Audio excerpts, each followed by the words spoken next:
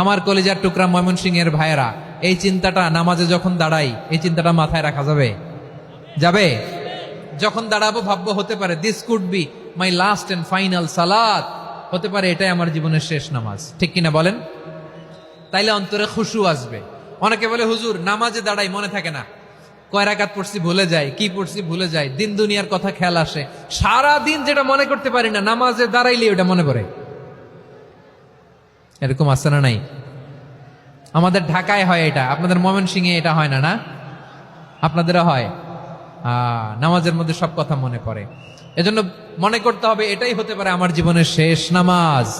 খুশু, খুশু মানে হৃদয় এবং অঙ্গ প্রত্যঙ্গের স্থিরতা। এক সাহাবী নামাজ পড়ছেন আবার দাড়ি নাড়তেছেন, নামাজ পড়তেছেন এরকম চুলকাচ্ছেন। এই দৃশ্য দেখে বিশ্বনবী বললেন, ইন খাশাআত কলবুহু লা খাশাআত জাওয়ারিহু। তার অন্তরে যদি খুশু থাকতো, ওই খুশুর প্রভাব তার হাতে পায়েও দেখা যেত। এই সাহাবীর অন্তরে খুশু নাই, ফলে তার হাত নড়ে, পা নড়ে, দাড়ি সোজা করে, টুপি সোজা করে। এরকম মুসল্লি আমাদের মসজিদগুলোর ভেতরেও আছে না নাই? নামাজ পড়ে, দাড়ি নাড়ে, জামা ঠিক করে না। নামাজে যখন দাঁড়াবো খুশু খুদুর সাথে দাঁড়াবো, কারণ আল খাশিঈনা ওয়াল খাশিআত, বিনীত বিনীত বান্দিদেরকে আল্লাহ পছন্দ করে। আবার আল্লাহ বললেন, আমার বান্দিদের মধ্যে ওলামারা আমারে বেশি ভয় পায়, তাদের হৃদয়ে খুশু বেশি। কার কথা? ইন্নামা ইয়াখশাল্লাহ মিন ইবাদিহিল উলামা। আল্লাহর বান্দাদের মধ্য থেকে আলেমরা আল্লাহরে বেশি ভয় পায়। যারা জ্ঞানী, যার হৃদয়ে কোরআন সুন্নাহর জ্ঞান আছে, তারা আল্লাহকে বেশি ভয় পায়। এজন্য আল্লাহর ভয় আমাদের হৃদয়ে থাকার দরকার আছে না নাই? যাদের হৃদয়ে আল্লাহর ভয় আছে তাদেরকে পছন্দ করে কে? যাদের হৃদয়ে আছে আল্লাহর ভয়, তারা কবু পথে ভুলে যায় না। আল্লাহর প্রেম ছাড়া এই দুনিয়ায় কারো কাছে কোনো কিছু চায় না। রাতের আধারে যারা সেজদাতে রয়, দু চোখের শ্রুতে নদী যেন বয়। ছলনার হাছানি যতই আসুক, পেছনে ফিরেও সে তাকায় না। পড়েন সবাই। যাদের হৃদয়ে আছে আল্লাহর ভয়, তারা কবু পথ ভুলে যায় না। আল্লাহর প্রেম ছাড়া এই দুনিয়ায় কারো কাছে কোনো কিছু চাই না। ঠিক কি না? আল খাশিঈন আল খাশিআত, আমাদের হৃদয়টা থাকুক আল্লাহর ভয় দিয়ে সমৃদ্ধ। আমরা চাই কি চাই না? আল্লাহর ভয় যার হৃদয়ে থাকে সে কখনো পদস্খলিত হয় না, পদচ্যুত হয় না। ঠিক কিনা বলেন? তাহলে খাশিঈন খাশিআত। 7 নম্বরে আল্লাহ বললেন, আল মুতাসাদ্দিকিনা ওয়াল মুতাসাদ্দিকাত, আমার প্রিয় বান্দা তারা যারা দান করে, দানশীল নারী এবং পুরুষ যারা দেয়, যারা দান করে তাদেরকে আল্লাহ পছন্দ করে। আপনারা দান করেন তো? হ্যাঁ, নাকি পকেট থেকে হাত বেরোয় না? বের হয়। মুক্ত হস্তে দিবেন আমার ভাইরা, মুক্ত হস্তে।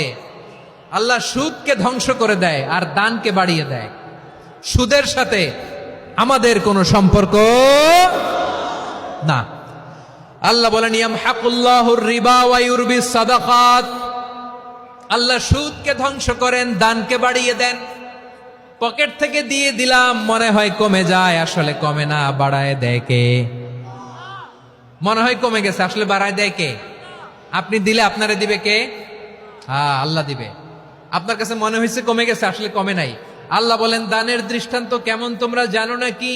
মাসালুল্লাযীনা ইউনফিকুনা আমওয়ালাহুম ফি সাবিলিল্লাহি কামাসালি হাব্বা আম্বাতাত সাবআ সানাবিলা ফি কুল্লি সুমবুলাতিন মিআতু হাব্বা ওয়াল্লাহু ইউদাঈফু লিমান ইয়াশাউ ওয়াল্লাহু ওয়াসিউন আলীম। আল্লাহ বলেন, সম্পদের মায়া ছেড়ে তুমি যে মসজিদের দান বক্সে দান করো, তুমি যে মাহফিলের এই অনুষ্ঠানে দান করো, তুমি যে গরিবের হাতে টাকা তুলে দাও, তোমার এই দানের দৃষ্টান্তটা হলো একটা চারা বীজের মতো।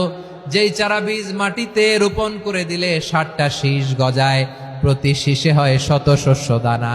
আল্লাহ যারে চায় তেমনি বাড়িয়ে দেয়, তিনি যাকে মন চায় তাকে প্রাচুর্যতা দেয়। সুবহানাল্লাহ, ওয়াসিউন আলীম।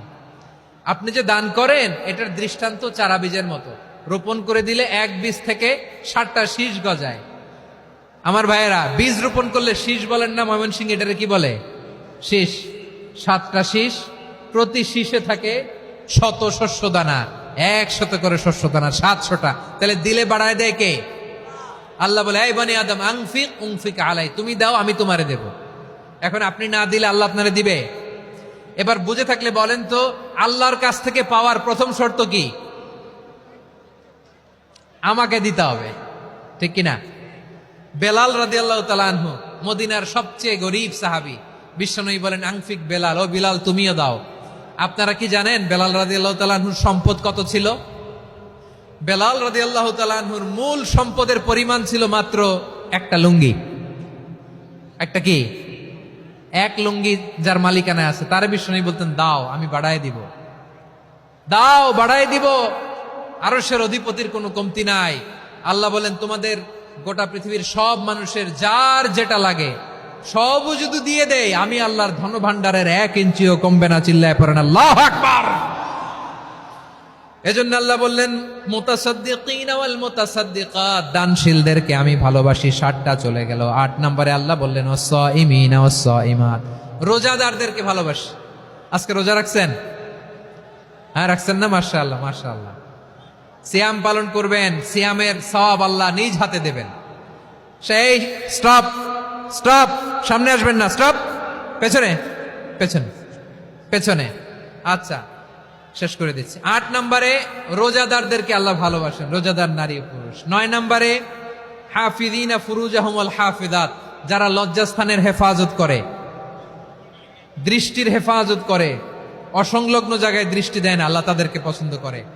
সব শেষে ওয়াযাকিরিনাল্লাহ কাসীরা ওয়াযাকিরাত, যারা সময় পেলেই আল্লাহর জিকির করে।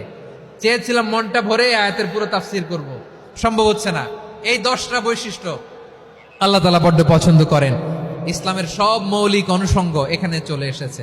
আমরা যেন আল্লাহর আইনের সামনে আত্মসমর্পণ করতে পারি, আমরা যেন পাক্কা ইমানদার হতে পারি, আমরা যেন বিনীত হতে পারি, আমরা যেন লজ্জাস্থানের হেফাজত করতে পারি, রোজা রাখতে পারি, দান করতে পারি, আমরা যেন আল্লাহকে সবসময় স্মরণ করতে পারি। আল্লাহ আমাদের তৌফিক দান করুক। সবাই পড়ি আমিন। হাযা মা ইনদি ওয়াল ইলমু ইনদাল্লাহি আলাইহি তাওয়াক্কালতু ওয়া ইলাইহি উনীব।